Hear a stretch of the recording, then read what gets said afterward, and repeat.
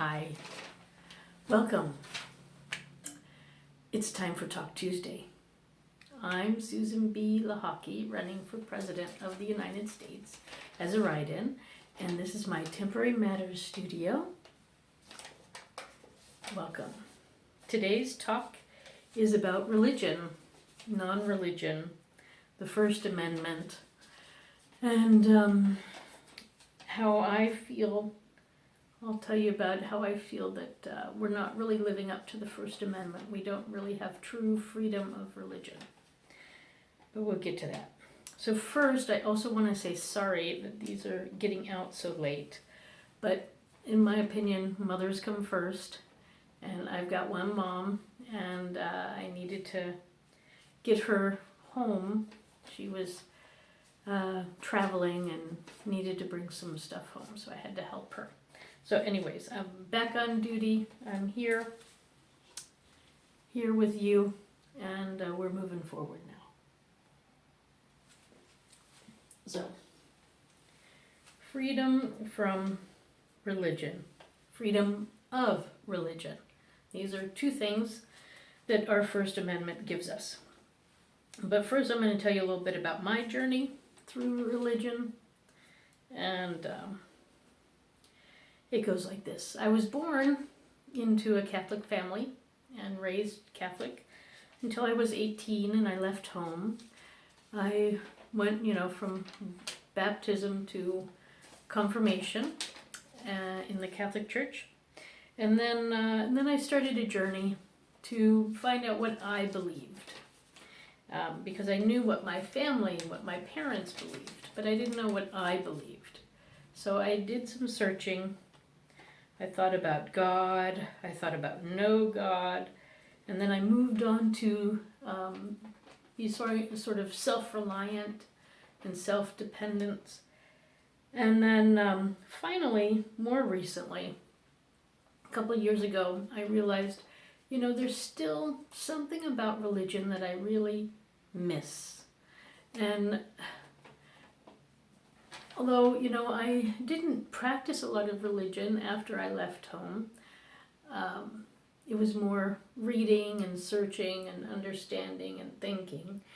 I suddenly, a couple of years ago, realized, no, I miss the community. I miss the thought that comes when you're presented with a sermon, and I missed the singing and the music. And I was searching for a place to go, and I tried some different things, and again, I still was not quite fitting in because my belief and other people's beliefs were not the same. And then I found Unitarian Universalism, which is a great religion. So our belief is about a free and responsible search for truth and meaning. And that's what I needed. And I found a wonderful group in Basel, Switzerland, which was an hour away from my home. And I would go there twice a month and enjoy community and time together. Lots of good thoughts and meaningful moments. So thank you, Basel, for being there when I needed you. That was wonderful. And, I like Unitarian Universalism because we use wisdom from all religions, not just Christianity, but Islam, Buddhism, Hinduism, and then just plain good thoughts, It's great. So my journey in between, I tried out, Buddhism, Hinduism, even a little Scientology. And then I was for a time Protestant, because in Switzerland you have to declare something apparently. And then, like I said a couple years ago, I decided, no, I have to change. I'm not really Protestant and I left that religion and am now UU. So one thing maybe you don't know about UU, so Unitarian Universalism, is that it's as American as apple pie. It's one of our religions, the U.S. UU. It started in Boston, May 1961. Yes. It was originally two separate churches that came together to form this new association. And out of the two, the Unitarian and the Universalists were originally in the United States as far back as 1793.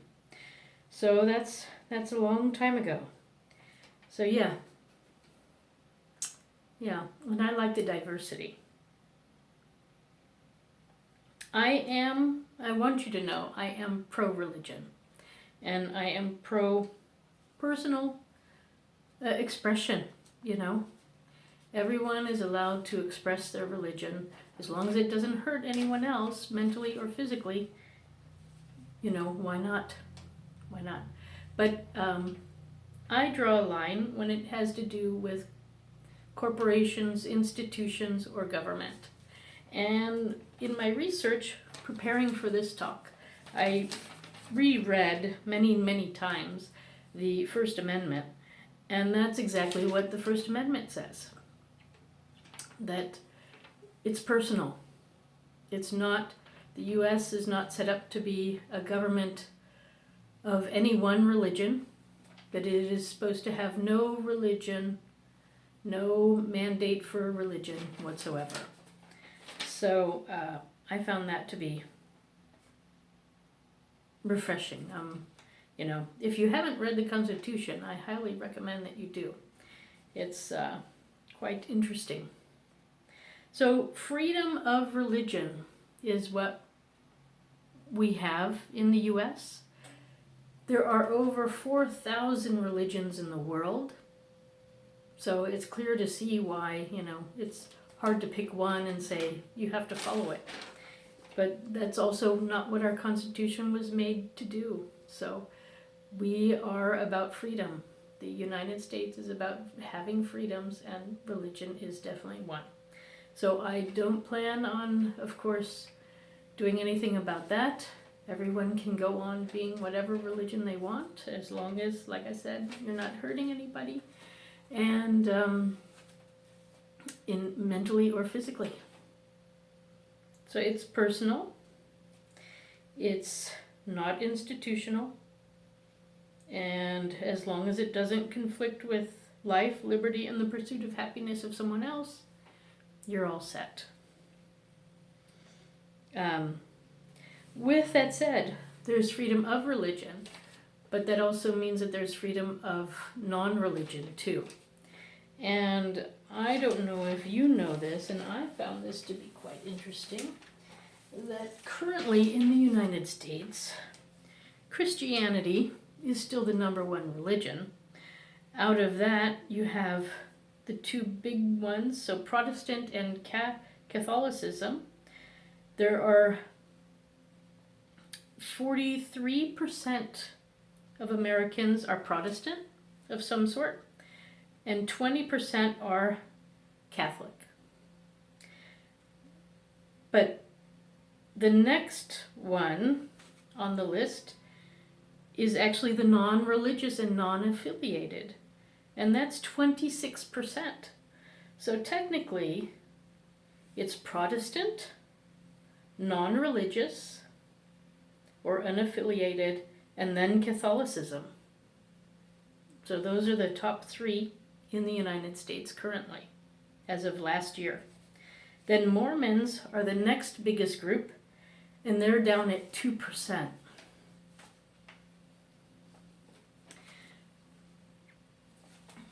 So,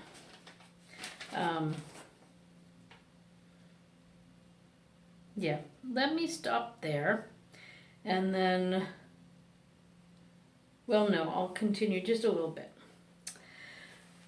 So, religion is a faith, it can be a tribe, a culture, definitely cultures, communities. These are things that make up religion. Some religions are more based on a deity, like a god. Others are not at all based on a god, but on a way of life. So religion spans many things and has multiple purposes, but usually it has to do with different life rituals of birth and death and marriage and things like that. So,